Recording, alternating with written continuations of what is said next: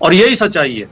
ऐसा एक बार नहीं अनेकों बार हुआ है कि जुम्मे के दिन होली पड़ी है और वो मनी है, कोई दिक्कत नहीं हुई। और जो आपने अभी पूछा और जो प्रशासन ने निर्णय लिया है, सर्वोत्तम तरीका यही है कि थोड़ा सा हम होली जल्दी खत्म कर लें और थोड़ी सी नमाज को डिले कर लें, तो इसमें किसी का धर्म खतरे में नहीं पड़ रहा। ये सौहार्द बढ़ाने वाला कदम होगा। और मैं अभी आपके शो से पहले एक दूसरे चैनल पे था, वहां पे उन्होंने ये नहीं बताया कि प्रशासन ने ऐसा निर्णय लिया है, लेकिन मैंने अपनी ओर से ये बात कही थी।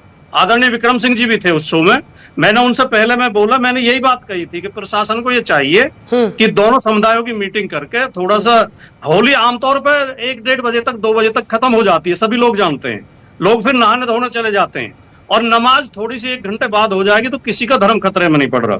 लेकिन सवाल ये है कि इसे हम प्यार से समझा सकते थे, मीटिंग करके प्रशासन अपनी जिम्मेदारी समझते हुए दोनों समुदायों की मीटिंग करके आसान रास्ता निकाल सकता था। ये जो इतना बवाल और इतनी बयानबाजी और इतना तनाव हो रहा है, ये एक गैर जिम्मेदार सीओ के गलत बयानी की वजह से हो रहा है, जो सीओ कानून और संविधान का जरा भी सम्मान नहीं करता है, जिसे बयान देने का कोई अधिकार नहीं है मीडिया में, लेकिन वो बयान देता है। और ज्यादा दुर्भाग्यजनक यह है कि फिर हमारे मुख्यमंत्री उसका समर्थन करते हैं। उन्हें यह कहना चाहिए था कि अधिकारी इस तरह के भड़काऊ बयान न दें, लेकिन वो उसका समर्थन कर रहे हैं कि ये तो पहलवान है तो इसे अखाड़े में रखिए, कुश्ती लड़वाइए।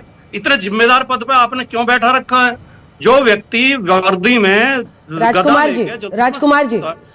जी, आप अपनी बात निजी तौर पर उनकी निंदा भी कर सकते हैं, लेकिन इस देश में खिलाड़ी, और वो भी जब ओलंपियन रहा हो, उसको नौकरियां मिलती हैं, तमाम सरकारी संस्थानों में मिलती हैं, वो डीएसपी एसपी बन के नौकरी करते हैं, तो उस पूरी व्यवस्था पर आप इस तरह की हल्की टिप्पणी मत कीजिए। मेरा सिर्फ इतना अनुरोध है। निजी तौर पर अनुज चौधरी को लेकर अगर आपकी कोई आपत्ति है तो बताइए, पर यह मत कहिए खिलाड़ी है तो अखाड़े में रहिए, ऐसा नहीं है।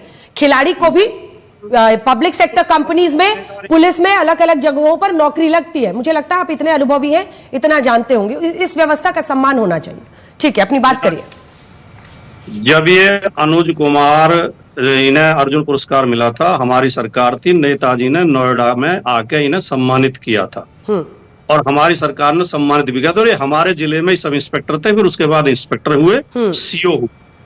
नौकरी देने के या सुविधा देने में कोई आपत्ति हमें नहीं है। मैं उस बात को कह रहा हूं जो डीएम ने भी कही है, संभल के डीएम ने, कि पुलिस अधिकारी बिना परमिशन के मीडिया में बयान नहीं दे सकता। अकेला मैं नहीं कह रहा हूं। और अभी आप थोड़ी देर में विक्रम सिंह जी से पूछना, शायद वो भी मेरी बात का, इस बात का समर्थन करें कि हर पुलिस अधिकारी, सीओ लेवल के पुलिस अधिकारी को मीडिया में आके बयानबाजी करने का अधिकार नहीं होता है। योगी जी ने उनके उस बयान पे कहा कि वो पहलवान है, पहलवान की तरह बोलता है। मैंने इसलिए कहा, मुझे नौकरी देने में, खिलाड़ियों को सम्मान देने में आपत्ति नहीं, आप समझने का प्रयास करें। ये माहौल उनके बयान की वजह से बिगड़ा है, हमें ऐसे बयानों से बचना चाहिए। और सभी पार्टियों में कुछ नेता ऐसे हैं जो भड़काऊ बात करते हैं। भारतीय जनता पार्टी में थोड़े ज्यादा हैं। भारतीय जनता पार्टी का हर तीसरा नेता नफरत की और भड़काने की बात करता है। ठीक है, भाटी जी इसका जवाब दीजिए, फिर मैं अन्य मेहमानों के पास जाऊंगी। भाटिया जी, एकदम छोटा सा जवाब भाटी जी की बात का, फिर मैं तीनों अन्य मेहमानों के पास जाऊंगी।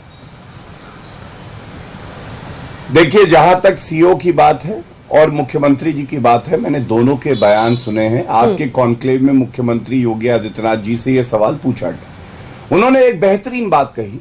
उन्होंने ये कहा कि 52 हफ्ते बाद इंतजार करके हिंदू साल में एक बार होली बनाना चाहता है, और जो जुम्मे की नमाज है वो तो हर हफ्ते आती है, और रमजान के पावन महीने में जो नमाज है जुम्मे की, वो भी 4 बार आती है एक महीने में। तो कम से कम मुसलमानों को भी चाहिए कि वो बड़ा दिल दिखाएं। और अगर इस पे आप आपत्ति दर्ज कर रहे हैं, रिपोर्ट में आपकी जो एक अहम बात कही गई, उस पे समाजवादी पार्टी के प्रवक्ता ने कोई टिप्पणी नहीं करी। जब प्रशासन ने कहा कि 2:30 बजे के बाद नमाज पढ़ ली जाए, तो मौलाना का बयान भी चला। उसने कहा ये तो हमारा हक है, इसमें हस्तक्षेप क्यों हो? अरे कानून संविधान सबके लिए एक है, मौलाना हो चाहे पंडित हो, वो संविधान के अधीन आता है। दूसरी बात, समाजवादी पार्टी की जब सरकार रही थी, इनके डीएनए में हिंदू विरोध है। मैं आपको 2 उदाहरण देता हूं। 84 कोसी परिक्रमा यात्रा कर रहे थे साधुओं पे लाठीचार्ज किया, अखिलेश यादव मुख्यमंत्री थे। और दूसरा बता दूं, गणेश विसर्जन होना था, गणेश मूर्ति विसर्जन में बनारस में लाठीचार्ज किया था अखिलेश यादव ने। 5 साल बाद माफी मांगी थी 2021-22 में। आज ये पूछा जाएगा हिंदू त्योहारों से आपको नफरत क्यों है, और तुष्टीकरण की ये राजनीति आपको वोट नहीं दे पाएगी, क्योंकि भारत का मुसलमान भी अब चाहता है सौहार्द से रहे, विकास। ठीक है सुरेंद्र जी, जल्दी से कमेंट आपसे। देखिए दूसरी तरफ एक और इसी का पक्ष है ना।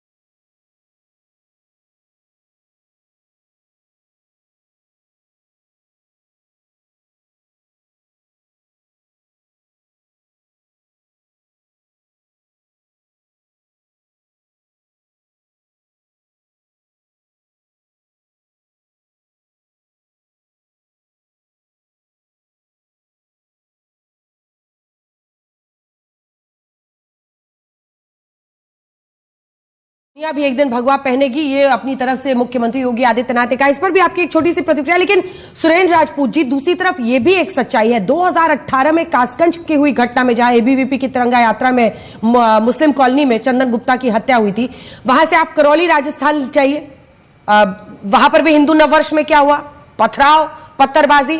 फिर आप रामनवमी जुलूस में पहुंचे इमलीपुरा इलाके में जब हुआ था ये पूरा कांड 2022 में मध्य प्रदेश के खरगोन में। बार बार मुस्लिम बहुल जहांगीरपुरी में आप देखिए क्या हालत हुई थी, ट्रंप आने वाले, और पूरी साजिश का पर्दाफाश हुआ कि किस तरह से एक पूरी साजिश रची गई कि ट्रंप यहां पहुंचने वाले, उसी दौरान ये हिंसा की गई थी। उसके बाद से हनुमान जयंती की शोभा यात्रा में आप देखिए कि जहांगीरपुरी में क्या हुआ था। नूह पहुंचिए हरियाणा, वहां की घटना, और उसके बाद से महू पहुंचिए आप मध्य प्रदेश, जहां पर क्या था, मतलब आप भारत की जीत का जश्न मना रहे हैं, लेकिन मुस्लिम कॉलोनी से निकले वहां पत्थरबाजी हो रही है। और पत्थरबाजी करने वाले लोग, चश्मदीदों का ये जो घायल हुए उनका कहना, कह रहे थे कि अब अपने भगवान राम को बुला लो। ये कैसे रुकेगा? व्यवस्थित और सख्त पुलिस प्रशासन की ही व्यवस्था से ना। ऐसे में पुलिस अपनी तरफ से, प्रशासन अपनी तरफ से कोशिश कर रहा है, तो इसमें क्या गलत है?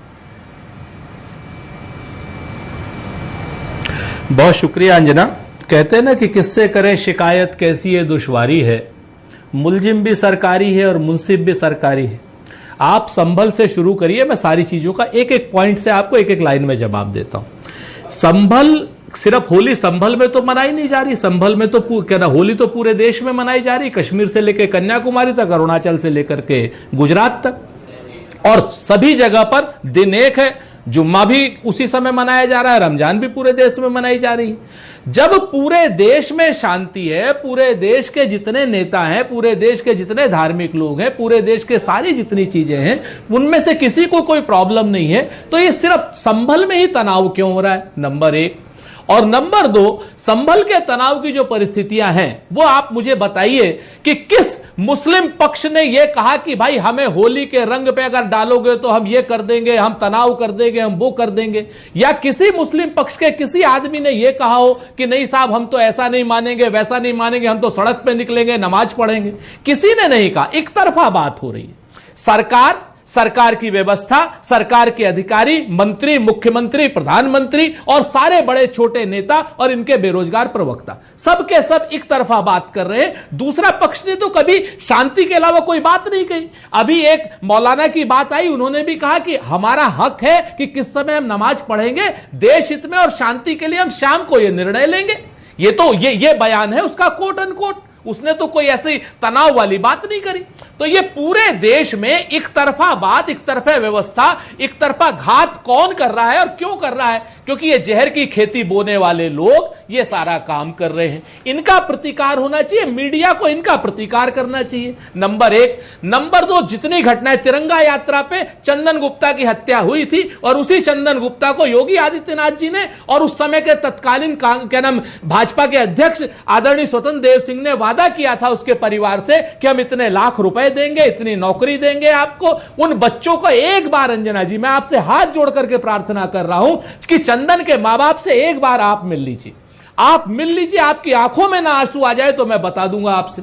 सच बात यह है कि इतना झूठा वादा उनसे किया गया, आज भी तड़प तड़प के वो बेचारे लखनऊ की गलियों में घूमते हैं और कोई उनका पुरसा हाल करने वाला नहीं।